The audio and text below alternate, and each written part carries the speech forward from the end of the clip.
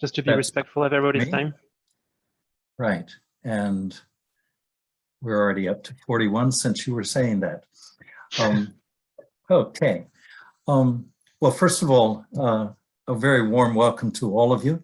I'm David Satterwhite, and I'm going to see if we can share. Oh, there we go.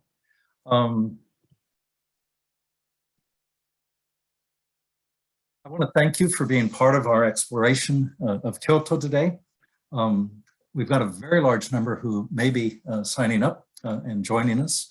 And what I plan to do is whiz through these slides. I'm not going to go through them in great detail because you will be able to have a look at the slides later. They'll be sent to you. And because I won't be able to see you raising your hands or showing me your faces, my colleague in Portland, Maine, Pierre, at CIEE headquarters, will be alerting me to any questions that you might have in the chat box. And we're going to allow plenty of time for your questions in about 15 minutes or so. Let me introduce myself briefly. I actually was raised here in Kyoto. I came when I was 6 months old. My parents were medical missionaries and they founded a hospital here. That hospital is still running strong. But having been here until about 15 years old, I came back during my university days, and it was sort of a rutsu o saguru, that's Japanese, an exploration to discover my roots.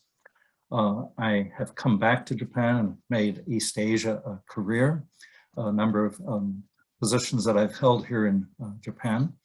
And it was, as I say here in the slide, it was a real joy to come and open the CIEE Kyoto Center just 2 years ago. Now it's my role as center director to share this hometown Kyoto with you. Looking forward to having all of you out here when we get to here. And I'm finding here that I can't use the button to shift slides, so I'll do it manually. There. Most of you, of course, know that where Tokyo and Kyoto are and where Japan is off the Asian continent. Tokyo is historically the political capital of the past 400 years, since 1603. Kyoto, however, is Japan's cultural capital. And we have programs both in Tokyo, and so the HSSA Tokyo program, as you see, is a 3-week session next summer, Japanese popular culture, anime, manga, and gaming. And here in Kyoto, which is the session that you all have signed up for today, our high school summer abroad language and culture program, 4 weeks in 2 sessions. So 4 weeks and then followed by 4 more weeks for another group. I'm going to whiz through reasons that people might have decided to come out and study in Japan. Gosh, I see. Okay, sorry, I'm fiddling with the computer, but I'll have to walk these through manually. So you've been studying Japanese, now it's a chance to really improve it. Or you're a total maniacal fan of manga and anime, so why not come to the source, the Manga Museum here in Kyoto or the Ghibli Museum in Tokyo. Maybe you have a vision for your future career. Or you want to take a deep dive into Japanese pop culture. You're awed by cultural depth, by a history of 1,200 years, temples, shrines, natural beauty, especially here in Kyoto. Or you want a quiet Zen temple, a meditation pillow, and no, it's the food. Lots of reasons to come to Japan. As I said, we're operating in 2 cities. We have 2 unique cultures and identities, that of Tokyo, that of Kyoto. Both of us, the programs in both cities, enable you also to get a feel for Japan outside of these two cities. I'm going to just walk you through very, very briefly. Imagine that you've just landed in Tokyo. And as I do this, I want to point out that exactly 24 hours from now, you'd be able to join the Tokyo session as well, if you're interested. And so Pierre will help us with the details of how to do that. But if you're joining us about Kyoto today, but might also want to join us for a session with my colleagues up in Tokyo, by all means, come along again this same hour tomorrow. So Tokyo, I'm going to do all of this at once. It's a very large metropolis, but it's really a collection of small towns. And it's a safe city. It's just an amazing place. So let me not dwell on Tokyo, because it's Kyoto that you've signed up for today. And I'm going to ask you to imagine that you've arrived in my hometown. You'll see that I like a lot of photographs. Some of them are the ones that I've taken, and that's me standing outside of the International Manga Museum, but also the Golden Pavilion. And the top right photograph is a panorama of part of Kyoto. And actually, I'm in that picture way over near the Kamo River that runs through the city. We've got the Imperial Palace and 2 Imperial Villas. I was just out to one of them on Sunday. We've got 17 UNESCO designated World Heritage Sites in the Kyoto area. The Kamogawa that I just mentioned, flowing through it. Kyoto is surrounded on 3 sides by hills, and I took that photograph from up on Daimonji mountain. You might do a bit of zazen in one of the, what's called the 5 mountains of Zen. That's Rinzai Zen. I've already mentioned the International Manga Museum. We're centrally located, the CIEE Center is. You can get out and about, and you'll see the bamboo forest off to the west, and of course, Japanese cuisine. So I've asked which of these attracted you. But we're going to move on, because I want to briefly walk you through what's involved in a high school summer abroad program. Your typical week, and the 4 weeks that you would be here in Kyoto, will engage you in an interactive Japanese language class, about 3 hours every morning. And you're going to make progress at whatever level you start.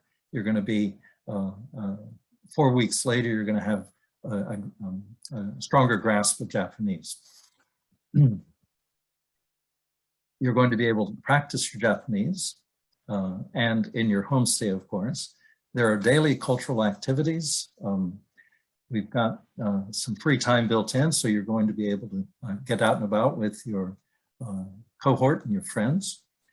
Your breakfast and dinner, those meals are going to be with your homestay family, but lunch would be nearby where the classrooms are. And you can take part with us, you will take part with us in day trips, for instance, over to the Deer Park in Nara, Hikone Castle the other direction. We anticipate an overnight trip down to Hiroshima and visiting the White Heron Himeji Castle on the way down or back. A couple of minutes, a couple of points about your Japanese language learning. That's why you would be coming. You're going to be making progress, as I've already indicated. You're going to be in small to medium classes, so you can really get some good practice time and instruction. Your teachers will be local, and that means, of course, speaking the Japanese language, but we'll be able to point out some of the Kyoto dialect. Having grown up here, came back a bit over 2 years ago, my Kyoto dialect has come out, and it causes amused eyebrows to go up when I'm out and about in the city. Our Japanese lesson plans will be coordinated with our excursions, and we're excited to have you here. Are you excited to be here? Nihongo o mainichi tsukaimashou, which means let's practice and use our Japanese language every day.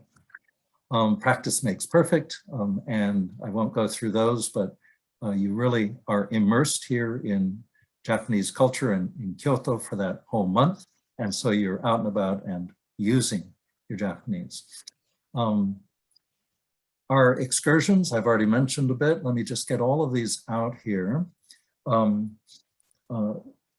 of my favorite little spots, less well known, is the house of the late folk artist, Kawai Kanjiro. It's just a magical place to visit. I've already mentioned the Manga Museum, and there are manga drawing classes in the museum. There's a place where you can actually go and see, it may not be being filmed right when you're there, but samurai movies filmed here in Kyoto. And I've already mentioned the Deer Park and over in Nara and the trip down to Hiroshima. If I can interject, sorry, David, Sure. I just wanted to mention a couple of things. Yep. One of the nice aspects of the way the programs are designed is that we always try to connect what's happening in the classroom in the morning with what the rest of the day brings. So you'll get to learn new concepts and new vocabulary in the morning, and then practice them through exercise in the community right after class, literally, like outside of the classroom, in local shops, in the streets, interviewing people, etc. And then the activity in the afternoon, the cultural activity, always has some kind of a connection with what you covered in class in the morning, so that it's the learning sticks, because you experience what you just outside, what you just learned in the classroom in the morning. So we try to have every day flow like that. Indeed. Thanks very much for jumping in, Pierre. That's exactly what I was getting at. Sorry. No, you've said it very, very well. I did want to point out some aspects about your living situation. Every family, of course, is different, your own family, and then you're coming into a different culture. And each of you will have a different homestay family as well. All of them, of course, will already be vaccinated and looking forward to welcome you safely for the shared cultural experience in the family. I've mentioned that you'll have your breakfast and then later the evening meal with them. And when it works out with their schedule and yours, you'll be able to hang out with them not only in the evenings, but some of the weekends as well. And so those are actually high school students pictured there with homestay family on the left and young boy. And some of the food, it's not always going to be that fancy, but I wanted you to see some Japanese cuisine as well. Did I just skip a slide? Let's see. Nope, we're going to go back here. Before we go into a Q&A session, I wanted to share these points because we're living in a bit of a different world since COVID-19 and the pandemic hit. We're very pleased that the numbers of COVID cases in Japan and throughout the country, the numbers have been exceedingly low and are very low right now. The fellow, by the way, in the mask with the sun over Mount Fuji is a politician here in Japan. He's one of the next prime ministers, Kono Taro. I've known him for about 22 years. He was in charge until last month of the vaccination program. And Japan is a leader in vaccinations of the population. We're approaching about 80% for the Japanese public and still moving at about 1 million people a day. Wearing masks has been culturally accepted in Japan for years and years. When you come, we'll see what things are like next summer, but we wear a mask, we disinfect, we wash frequently, we avoid overcrowding, we practice social distance, and we respect others. And that's part of Japanese culture. You're wearing the mask not just to protect yourself, but everyone else. And the very last point on this slide is something I want to mention because it may come up in the questions as well. There is some uncertainty right now over when Japan will open up, not just for student visas, but for those arriving for instance, for the 1 month period. And that would be what we call visa upon arrival. We'll be updating you. We're advocating. I've been in touch with Kono Sensei there in the photograph and with his colleagues in the government that I know, trying to move things forward. And we're very pleased that student visas for our university students are now going to be issued. And we'll be, as I say, updating you in terms of your participation and ability to travel here to Japan. Pierre, I'm going to share a thank you and final slide asking for questions. Let me point out, lower right hand, if you are able to log in, join our Instagram account. There's a QR code down there below. And I've been posting every week or so, and, including, as I mentioned, just Sunday when I was out to the Shugakuin Imperial Villa. So take a look at the, follow us. It'd be great if you could join the Instagram account that we run. Pierre is going to also put into the chat box the points that I've raised here. And they're important. But rather than take any further time right now, I promised in about 15 minutes to open things up for questions. That's great. Yeah, why don't I leave these up unless it's... yeah, or you can maybe stop sharing your screen, and anybody who wants to ask a question, feel free to turn on your camera or raise your hand electronically or drop a question in the chat. Hi, Edward.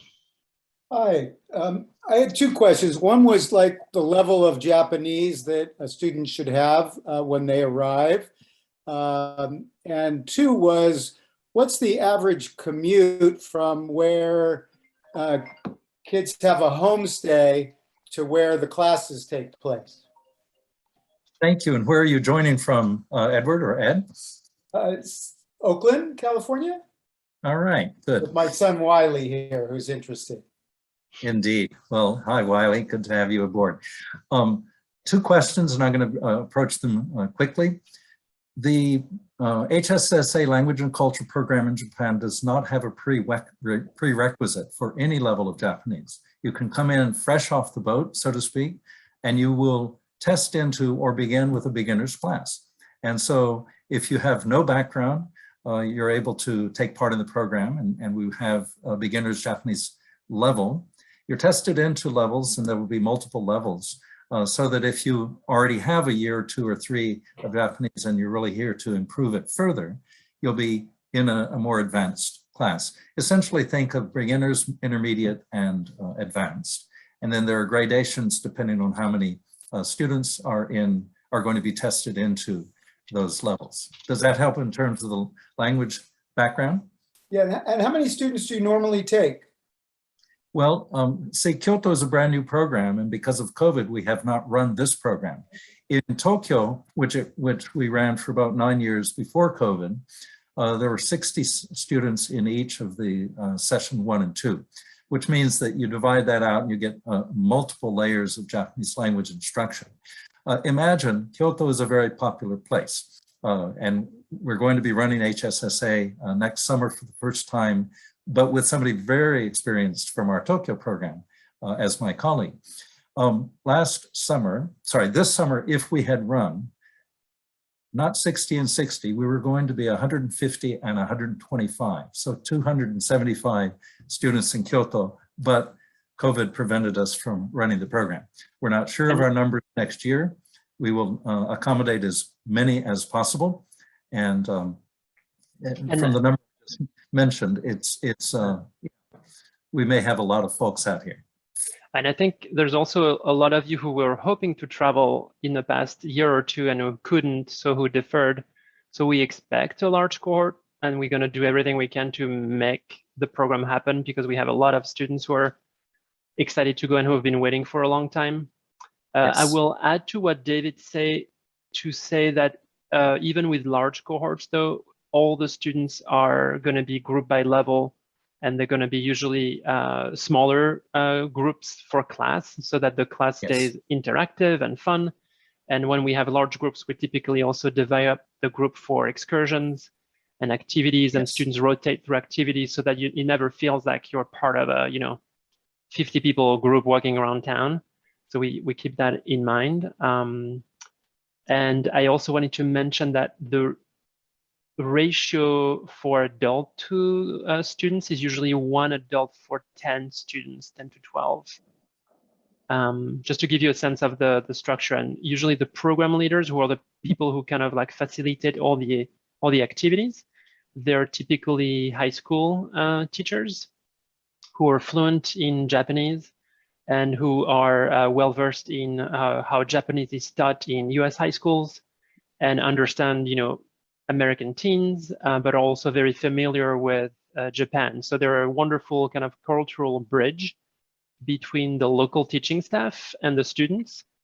So they don't get involved in the teaching of Japanese like the local teachers do that, but they kind of like manage the group through everything else. So it's kind of a nice partnership between local Japanese teacher and US high school teachers to make sure that the learning kind of flows through the day.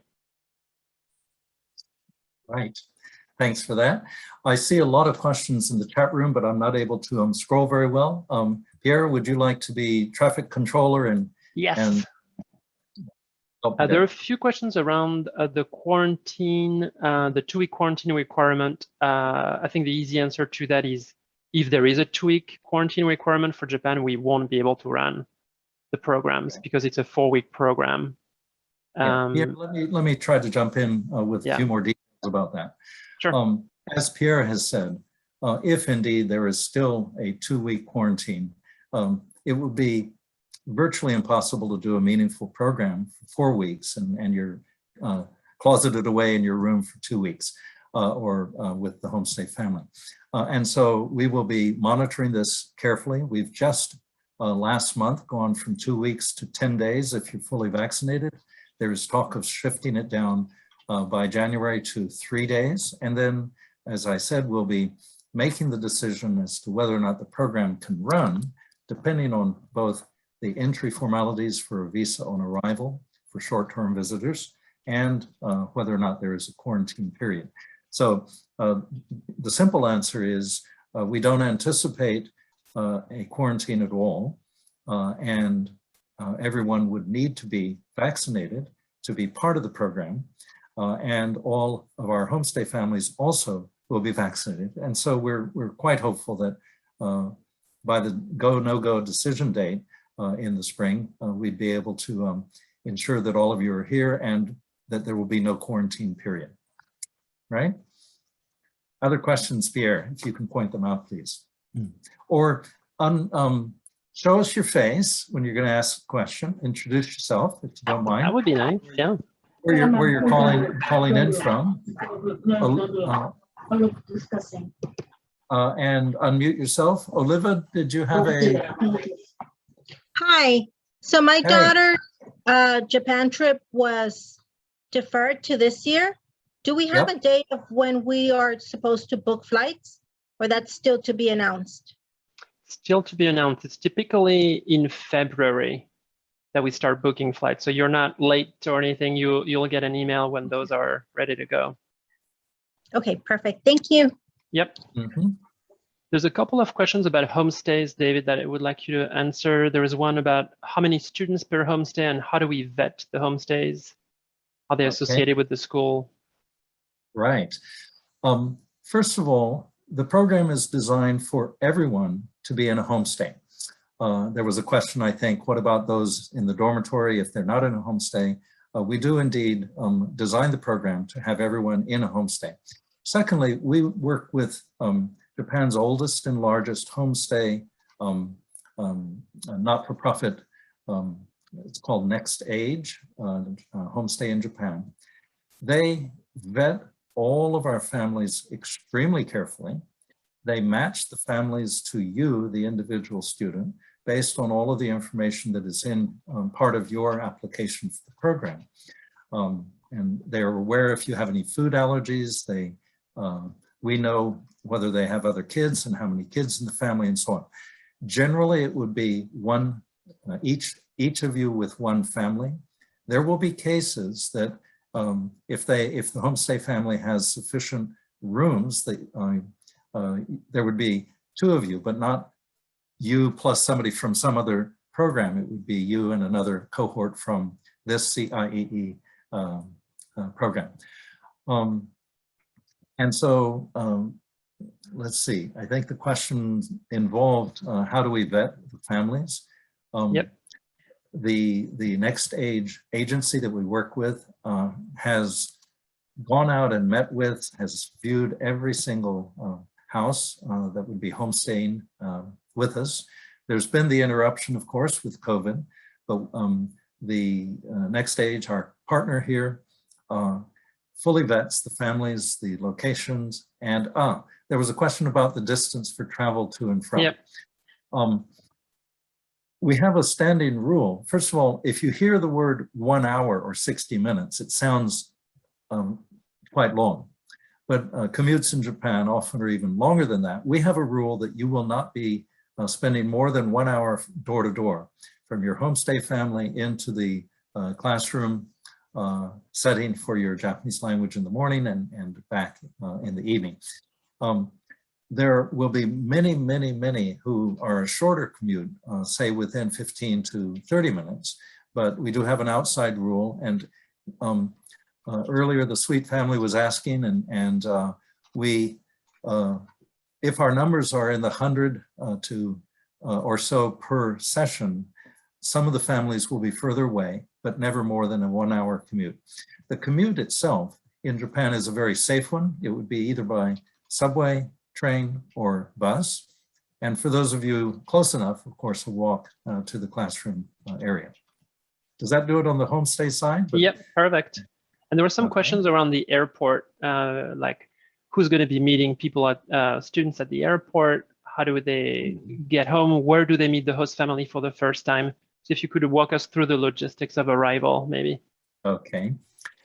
Well, first of all, in the Kyoto area, there are two airports. Both are international airports, but the Kansai International Airport, its code name is KIX. So KIX is where we would plan for all of you to arrive. And Pierre, if I'm not mistaken, it would largely be on flights together, booked by CIEE.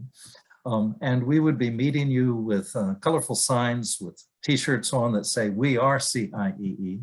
It will be clear to you where, when you come through immigration and customs, when you come out, we'll be visible and right there meeting you. There will be a departure by hired coach, buses from Kansai Airport here to Kyoto. It's about an hour-long trip. You'll be coming through the city of Osaka and then along the suburbs between Osaka and Kyoto. We will be putting you up in hotels for the first night and our orientation the next morning.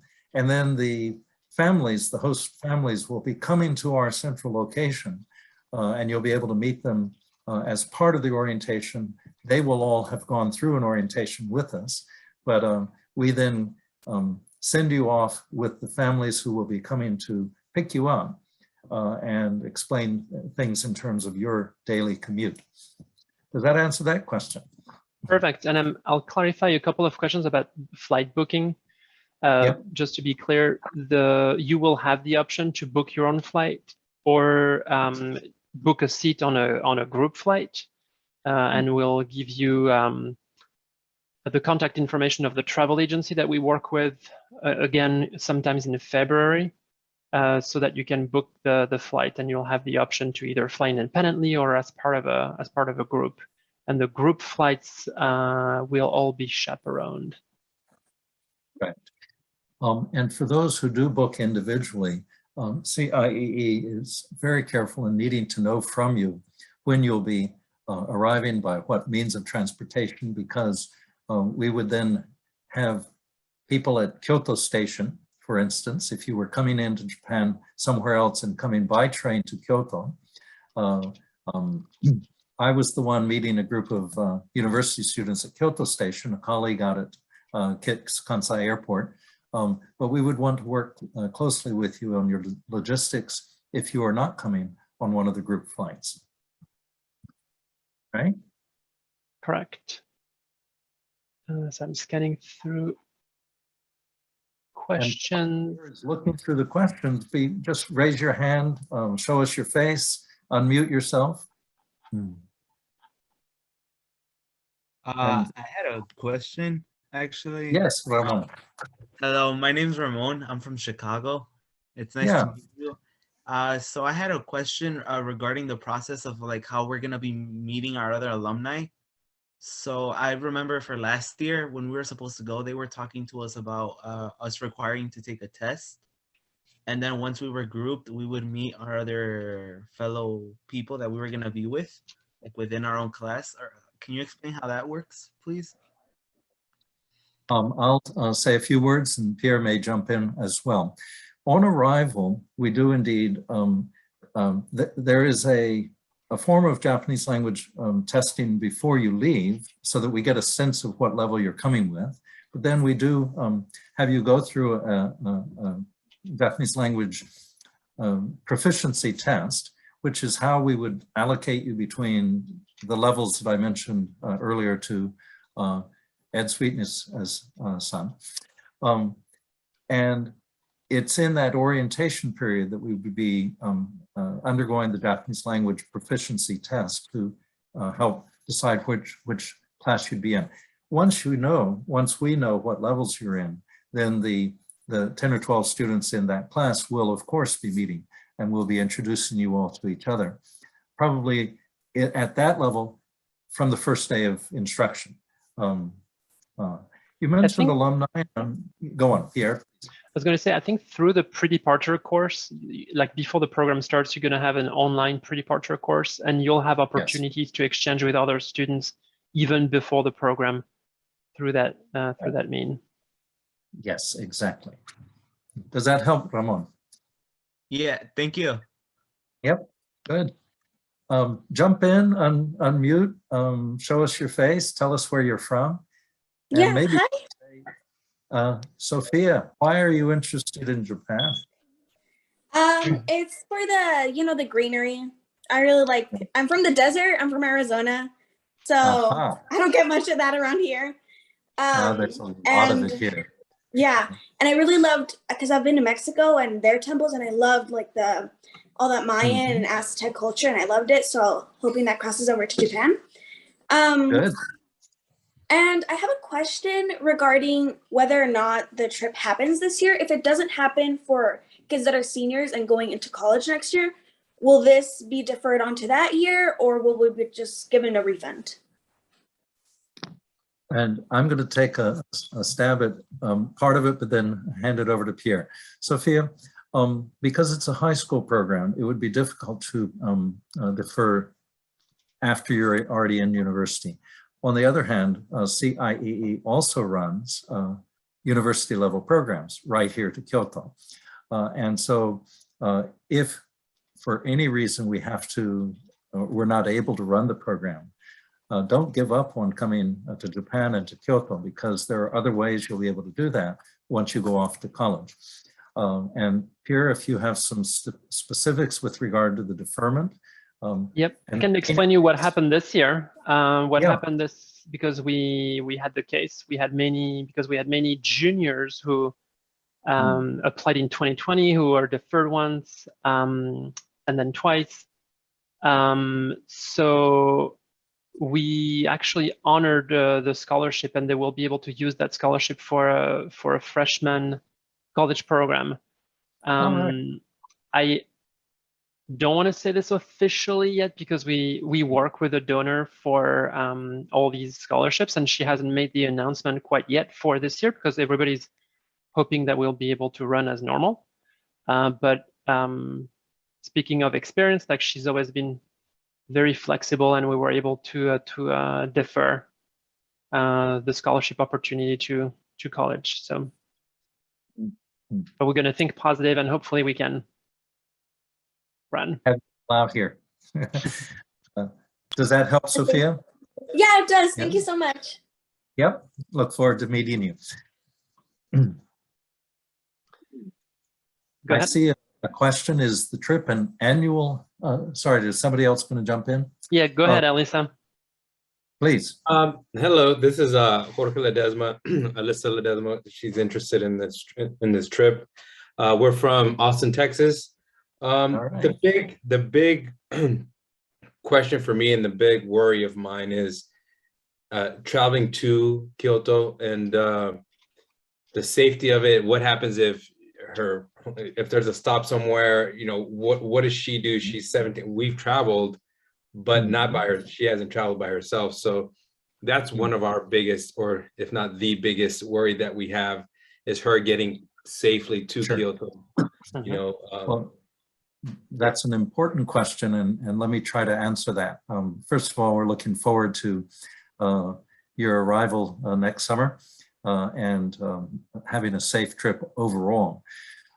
Pierre has mentioned that the group travel, the tickets that CIEE books for a large number to travel together has accompaniment by our staff flying with you from the US. And so there's virtually no problem in terms of being with the group, being well taken care of and seen through any unforeseen circumstances of a plane having to go down in a different airport and so on. But we would not anticipate any of that, but you will be well taken care of safely to arrival and then met on the ground by CIEE, myself and my staff colleagues.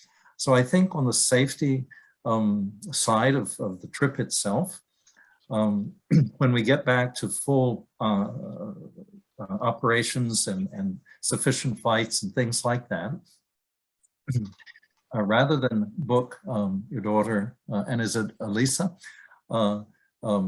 individually to travel alone, which would be probably cause more concern to your parents than traveling with the group, I would encourage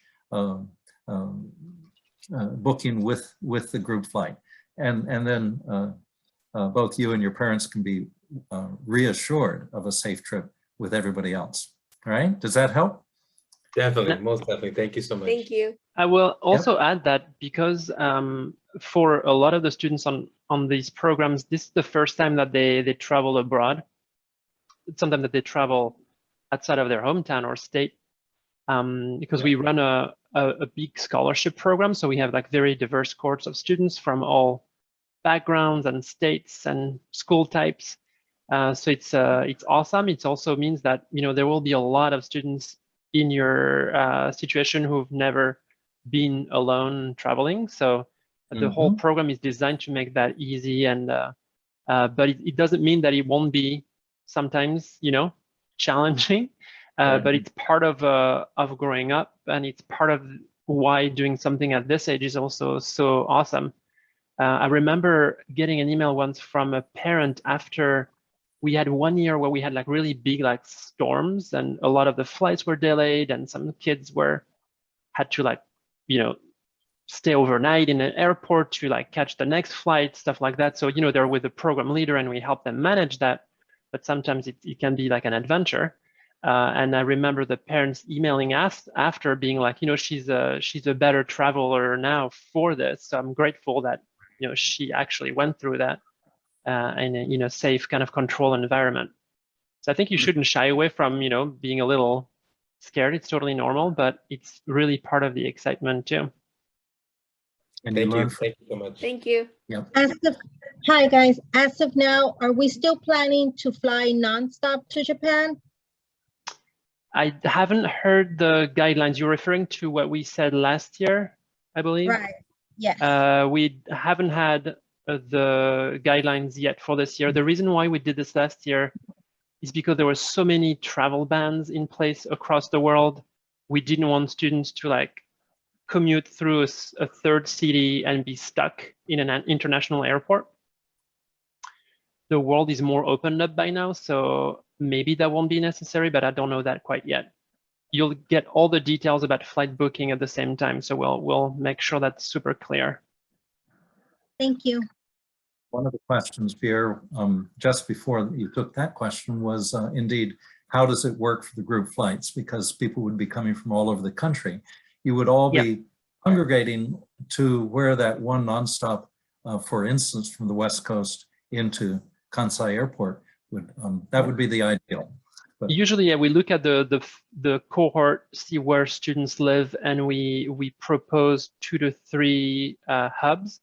So usually an East Coast, West Coast, and sometimes Midwest. So like big airports like JFK, Chicago O'Hare, or San Francisco Airport. And so if you don't live in a big city, you will have to take the domestic flight alone to meet the group in that US city to take the international flight together. thank you. Stephanie. Yes, Stephanie. Up. Hi there. Hi, I'm Stephanie, and my daughter Pascal, who's not with me, is interested in your program. We live in Toronto, Canada. Thank you. We live in Toronto, Canada, and so just wondering whether you've had cohorts come from Canada, or as far as flights, would she come down to the States to meet a group, to go? How that would work? Could do that. She could do that, and the programs are available to international students. However, the scholarships are not. So I don't know if your daughter was planning on applying for a scholarship, but the scholarship is only for US citizens and permanent residents. Okay. But if you don't require a scholarship, you can still apply to the program. And in that case, you'll be able to either, yes, join us for the group flight from the US or flight solo. It may be a little easier in that case to fly directly. But that's your call. I guess it depends where in Canada and where the group flights leaves from. But, Stephanie, as I mentioned earlier, we would work with you if you are arriving, if your daughter is arriving individually. We need to, of course, know all of those details to be able to be there when she arrives. And so the flight might be out of Vancouver, BC, into Kansai Airport, for instance, and we would just need to be certain of which flights that she's going to be on. Pierre will be sending out that information later, and that is CIEE will be updating you in terms of all of those logistics, but that's an important question. Does that help, Stephanie? Yep, that helps. Thank you very much. Yep, pleasure. Adonai, I see a hand up. Did I get your name pronounced correctly?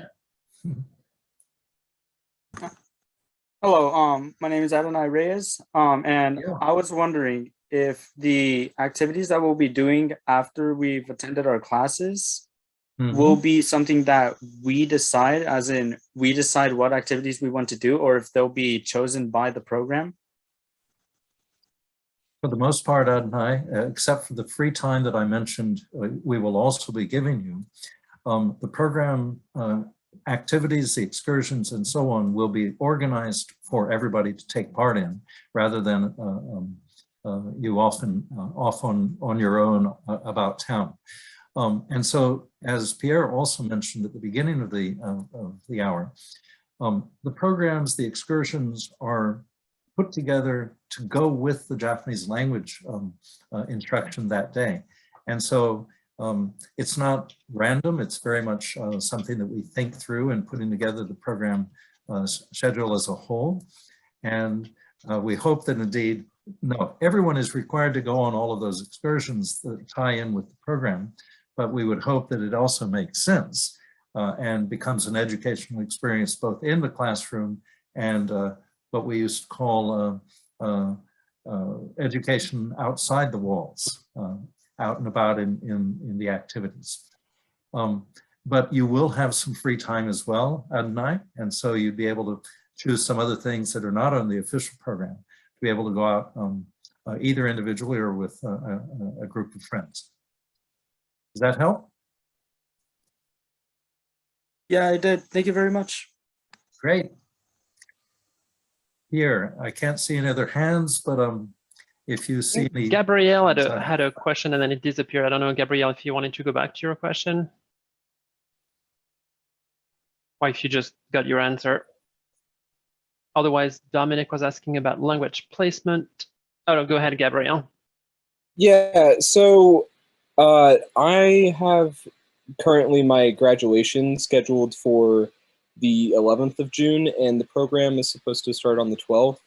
And I was wondering, sort of like, am I supposed to leave on a flight on the 11th, and like how would that sort of work?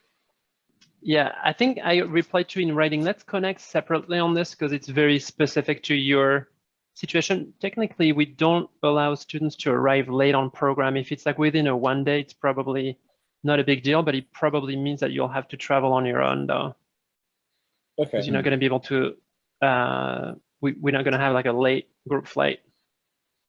Okay, so if I leaving from the US, if you leave Where on are the you? 11th, Where are you North from? Carolina. Where are you coming from? Okay. North Carolina. Got it. Yeah. So leaving from here on the 11th, would it be arriving on the 12th, or would I end up arriving on the 13th? For the most I part, have to get back to you on this separately. It's pretty particular to your case. Let's maybe Okay. address some more questions about the program, if you don't mind. Sorry. Okay. Yeah, but Gabriel, we would want to work with you to make sure that you get to your graduation, which is very important, but also be able to join us. And as Pierre said, we would have some rules so that you're not arriving too late. But theoretically, if you leave on the 11th, you arrive on the 12th. And out of North Carolina down to a flight out of Atlanta, nonstop to Japan, for instance, it's very doable. I did that flight a couple months ago. Yeah. There was a question about the language class, like how many different levels do you typically place students in? Like what's the spectrum of skills? And another one about Kansai. Do we learn Kansai or no? Or just standard Japanese? Kansai dialect, okay. Well, first of all, imagine if we have 60 students in a group, the whole month-long program. 60 means that you could have somebody absolutely a beginner and somebody who's already taken 3 years of high school Japanese. The gradation is going to match those who are in different levels. So beginner 1, beginner 2, beginner 3, intermediate 1, 2, and 3, advanced 1, 2, and 3. In other words, we will create the number of levels to match what you bring in terms of the language and your capabilities. And that's why we have the proficiency tests to help with the Japanese teachers put you in the level that would be most appropriate to your instruction. Let's see, what was the second part of that question? Kansai. For the most part, we would be instructing in what's called Hyojungo, standard Japanese. Being in Kyoto, you're going to be able to walk out and listen to the Kyoto dialect. Kyoto is a little bit different from Osaka, which is just half hour, 45 minutes away. Kyoto dialect is quite special in and of itself. So you'd be introduced to it, but not expected to be studying the Kyoto dialect. You'd be studying standard Japanese. If you're already fairly advanced in Japanese and you really want to get some practice in the Kyoto dialect, that can be arranged in the sense that your teacher many of the teachers may be Kyoto people, and they can weave into a more advanced class some of the Kyoto dialect. And so if you're concerned about learning standard Japanese, Hyojungo, don't worry about that because that would be the standard. We would be teaching to everybody. If you're looking for that extra layer of opportunity and the challenge of picking up some Kyoto dialect, that will be sort of icing on the cake that we'd be able to facilitate some Kyoto dialect as well, right? And any hands up? Feel free to. There's a good question about the proficiency test. What does it look like? Is it better to prepare or best walk into it blind? I would say that it's not something that's graded or anything. It's really meant to evaluate assess your level so that you have a good experience. You're put in a group that's challenging and interesting. So you should come at as you are so that it reflects your current level. Right. I completely agree with the way Pierre just said that. This is not something you're being tested on. It's for us to be able to put you into that appropriate level of instruction that matches where you've already come to and puts you to the next level and helps you make that jo tatsusuru in Japanese, to improve your Japanese language capability. Essentially, it's walk in the door. It's virtually impossible to prepare for a proficiency test. It's who you are, what you've got, how much Japanese that you've brought with you. As Pierre has said, that's for us to be able to facilitate your ideal learning experience, right? And a good follow-up question to that from Daniela is, how much do students advance language-wise during a month? Like, actually, Japanese is one of the programs where the growth is the biggest, because a lot of the students are beginners. So, you know, you make a lot more progress in your first month studying a language when you start from zero. But if you look at the overall growth that we see on programs across our programs and across all languages, we usually see on average students learning in 4 weeks what they normally learn in a whole year of high school. And that's average across all languages and across all skills like reading, writing, listening, and speaking. So it's a good deal. And we didn't mention that in the presentation, but you can also opt for college credit in your application. So if you pay an extra $150, I believe it is, it's a fee, a transcript fee from our partner university, Tulane. If you do pay that fee and opt for that option, you'll get 4 college credit as part of that summer program. Yep. Great. So we can't guarantee your fluency, but we can certainly boost your Japanese language capability. And 4 weeks sounds short. On the other hand, that's 15 hours a week in the classroom. Plus, you're in a homestay. And one question that came up, sort of a follow-up question, how are you going to be able to make your way around town and take part of the program? Will your beginner level of Japanese impede you taking part in other things? The answer is no. Everyone is taking part in the activities, and you'll be accompanied, and so you're not going to miss out just because you have a beginner level of Japanese. Keep in mind the cultural immersion of living with a Japanese family. They might want to practice their English with you sometimes, but the idea is that they're hosting you and talking with you in Japanese at whatever level you are, and they're also helping raise that level of the comfort level of your use of Japanese in the homestay situation as well. I hope that answered whoever asked that question. Yeah? I know, I think we've covered a lot of the questions. Feel free to raise your hands. We have some more time if you want to raise a question directly, raise your hand, unmute yourself, let us see you. And there's a flight task in the application. Do I wait to fill that in February? I believe so, yeah, because this is the task where you're going to have to load your flight itinerary. So yes, you should wait. Don't book your flight until you hear from CIE to book your flight. We want to make sure we're running the program before we send instructions how to book it. So please hold until you hear from us. There was a question about scholarships and how that works. So I just wanted to, for those of you who are not aware, that you know that we have a really significant scholarship program that's available. You can apply if you're a US high school student. It's open to all grades. We have fewer scholarship for seniors, just merit scholarships. But for any other grade in high school, we have merit and financial need scholarships that can offset from 10% to 100% of your of the tuition. So that's the cost of the program, not including the flight though. So even students who get a full scholarship always have to pay for their flight. And usually those who don't have any means to do that fundraise successfully or combine Christmas presents and fundraisers. They get creative. But so if you want to learn more about that, we have a general session that's on Thursday this week that will go over that. Here, I want to remind you, in case you haven't already, there were about 4 different pieces of information you were going to put into the chat room so that people would be able to see that. And there was a question just now, somebody arrived late, where would they get the information?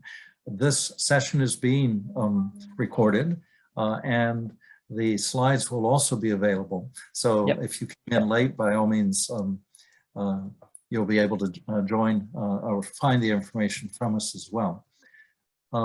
Somebody's asking what time is the session on Thursday? So there's 2 sessions. There is a general session at 7 p.m.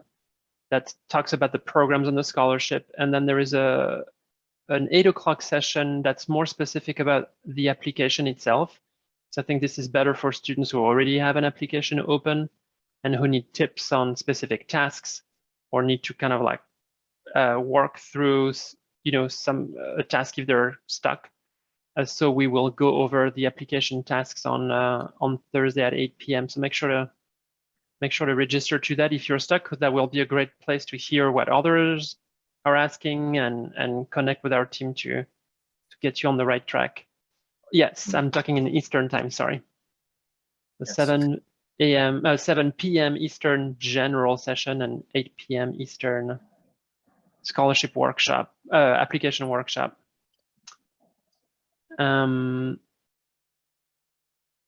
Faith is After asking, applying, when will the that? students be notified they've been accepted into the program? So that depends on whether or not you apply to a scholarship.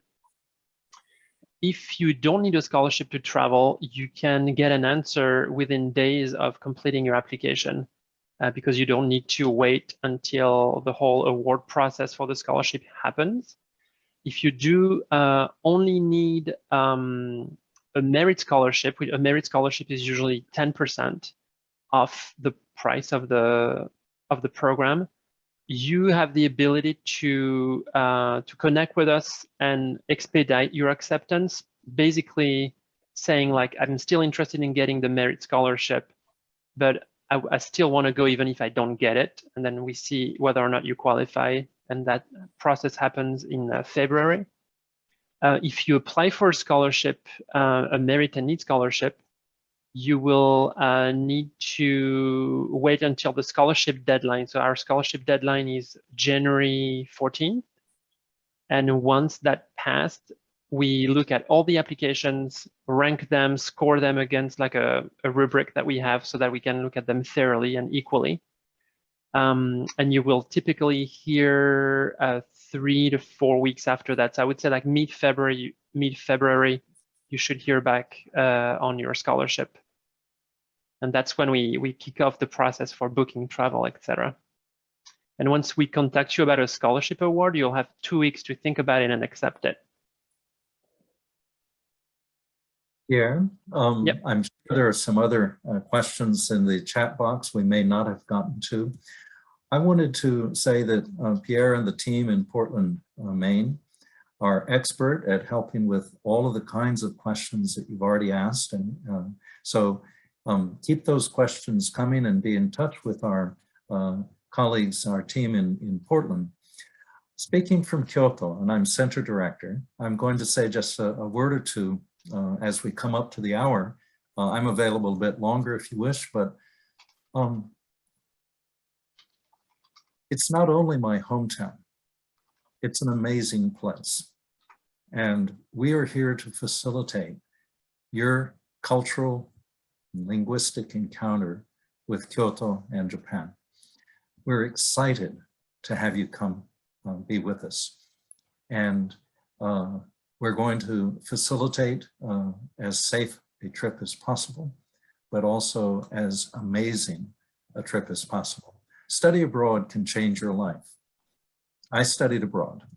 I studied abroad in the US, but I also came back and studied abroad here and in Korea. I led study abroad through 9 countries in Asia. And in taking the challenge of entering another culture, be open to what can happen. It's amazing.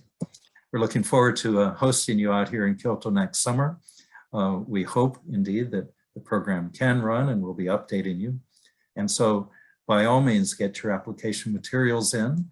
I think, Pierre, if somebody got all of their application materials in by December 1st, they're in a lottery for free airfare. Is that what I heard? That's right. Yep.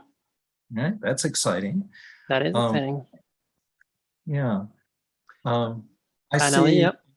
has a question or a hand up. Hi, so I was wondering if like this recording would be uploaded so we could see it in the future. Is that Sure. something that I would do? Yep. Okay. All right. I will share with that's all I everyone have. who registered. Yep. Okay. Thank you. Where are you, Anna? Oh, I'm in Dallas, Texas right now. Okay. And I got Good. accepted to the program last year, but I was deferred. But I'm excited to go this year if we can. Great. It'd be great to have you out here. Other questions? Thank you, Anna.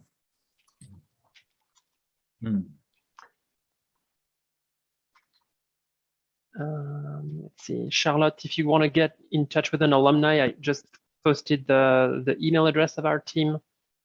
We'll be happy to get you in touch with someone.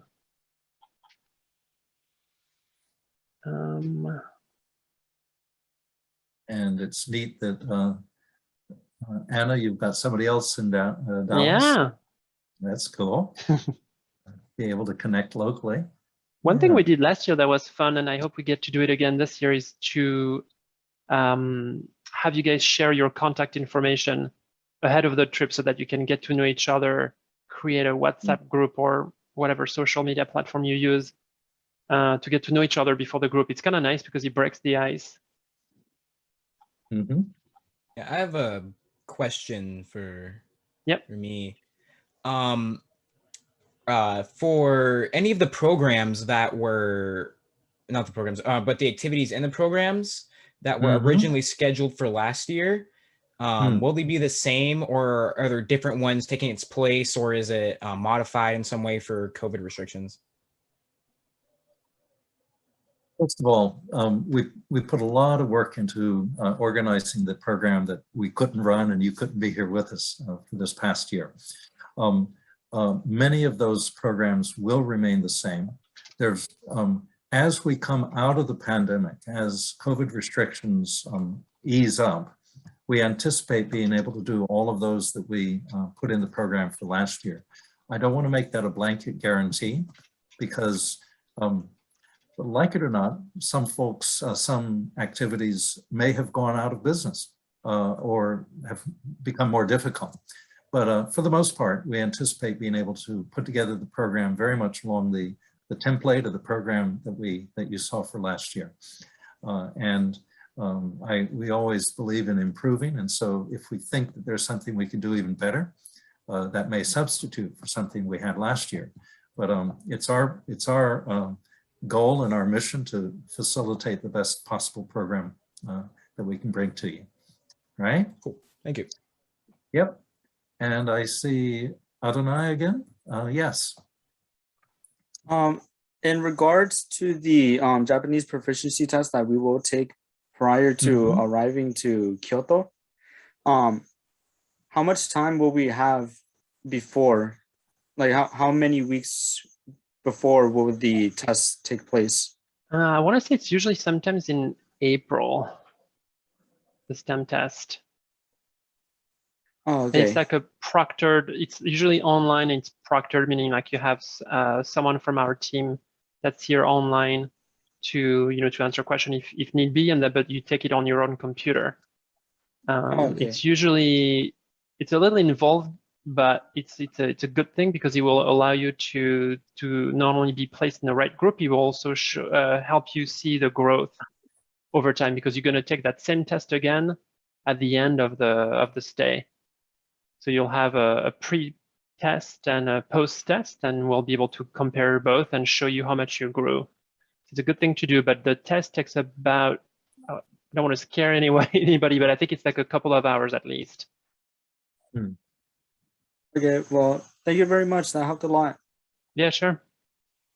All right. For those of you who are still with us, I'm curious, just raise your hand if you have any questions, of course. How many of you have been to Japan before? Is there anyone who has actually visited Japan before? Cool. Hey, all right. Very cool. And whoa, that is wonderful. And it would be pre-COVID. And so it's probably at least 2 years ago. We're eager to have you back. And if you haven't been to Kyoto yet, you're in for a pleasant experience. Let's see, are those questions? Now I see Sophia, Brian, and do you have a question as well, or was that answering the question I raised? Sophia, do you have a question for us? That was just answering your question. Got it, good. Where are you, Sophia? I'm in San Francisco, California. Gotcha. All right. I spent a year over at in a postdoc at Berkeley across the bay. All right. Brian, do you have a question? Okay, you had a question about this, So I'm standing in for Brian. Okay. Yeah, so I wanted to understand if this program needs everybody to apply, and Yes. if not everyone that apply gets to go. Is it true? That is true, and especially, I mean, the scholarship process is competitive. If you don't need a scholarship to travel, you should be able to get a spot, because we can adapt the program to the cohort size. So there is less restriction there, but our scholarship funding is limited. I mean, it's significant, but it's not endless. Right. So for that, there is a very specific rubric, and every student is evaluated against the same rubric. Okay, so if we apply and say somehow we didn't get accepted, and then we're willing to pay the full price on our own, then we can be guaranteed a spot, right? For sure, and you can actually, I would encourage everybody to apply to a scholarship, because you know, you may get at least a merit scholarship if you're a student in good standing. And if you don't get a scholarship, you always have the option to be like, well, I didn't get a scholarship, but I still want to go, right? Because you found a different kind of funding. So Right. yes, absolutely.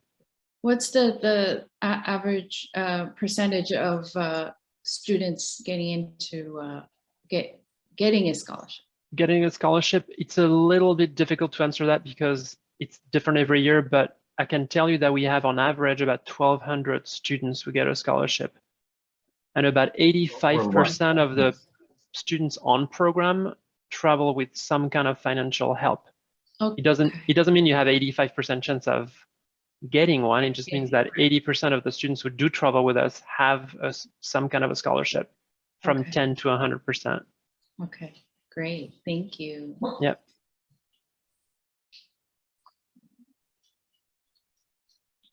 And I just saw a question, Pierre, with regard to scholarship. Yeah, sounds like there's a question and an answer in the same. Jamil? Yes, you were told that you could keep it, that's right. Right. Sasha, do you have a question? Yes, I have a question. I wanted to know where I could apply for like the scholarship. It's part of the program application. When you start a program application, it will ask you, one of the tasks is like, oh, do you need a scholarship?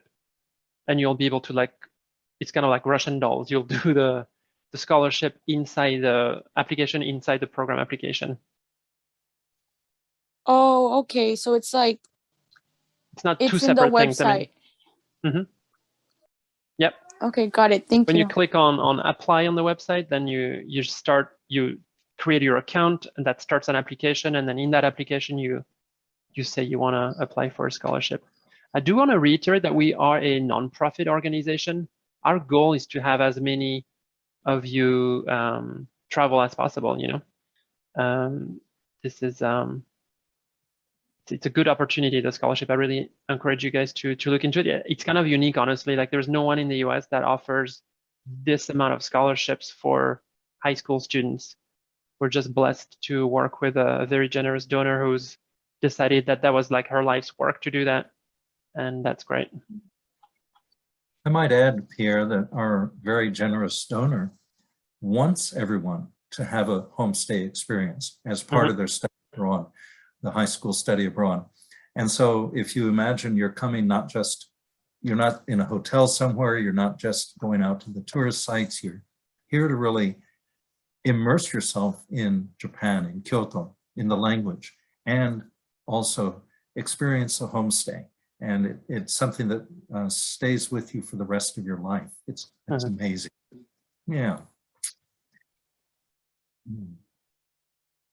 Sounds like you guys are all connecting on Instagram already. That's great. I will let you guys do that on your end right now or on Discord, wherever that is. But when you get closer to the program and when there is like a more confirmed list of participants, you will have the opportunity to exchange contact information as well. And Pierre, I've put back up the slide that has our CIEE Kyoto Instagram account as well. I don't know if people are able to do that directly from the screen. If you can, that'd be great. Yeah. And there's also actually a good resource that I wanted to mention if you're still looking into the programs is to also look on the program page. The blog posts are a great resource because they show you like what the groups did in prior years. And so it's usually written by the program leaders, and it gives you like a good sense of the type of activities groups did, the kind of excursions. So it's full of photos and videos and anecdotes. So I encourage you to check that out if you want to learn more about the program. Yeah. Well, I'm absolutely jazzed to have been with you this evening, wherever you are across the United States and Canada. West Coast, coming up on, what is it? 6 o'clock? Coast coming up on, or a little after 9 o'clock. And on the East Coast, yeah. 11:10 in the morning tomorrow, your time, here in Kyoto. A beautiful sunny day. I'm looking out. I can see the trees along the Kamo River. You live in the future, David. I'm living in the future. Hey. It's cool. Did you see the comment from Dina that you guys met before? That's really cool. No, I didn't. Tell me again.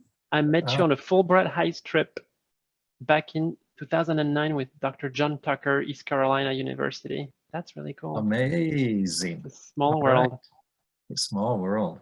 I think this will wrap things up. I will email tomorrow because I'm going to go sleep right now. But I will email the recording and the slides to everyone tomorrow. So please check out the rest of our sessions this week. Again, if you want to take part to the info session or application workshop, and don't hesitate to write us something if you have any questions or need a follow-up. And take care, everyone. And if I may say, maybe you've noticed I'm an enthusiast.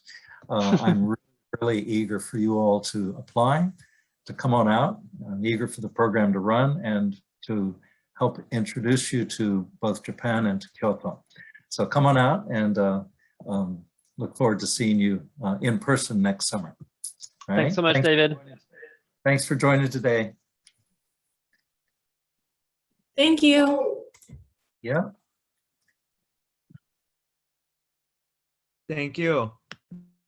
Thanks, everyone. Yep. All right. Thank you.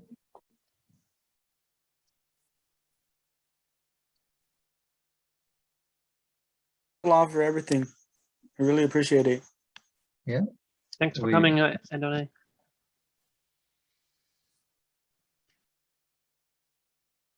Here, if you and I can stay on for just a moment after folks have Sure. logged out. Okay.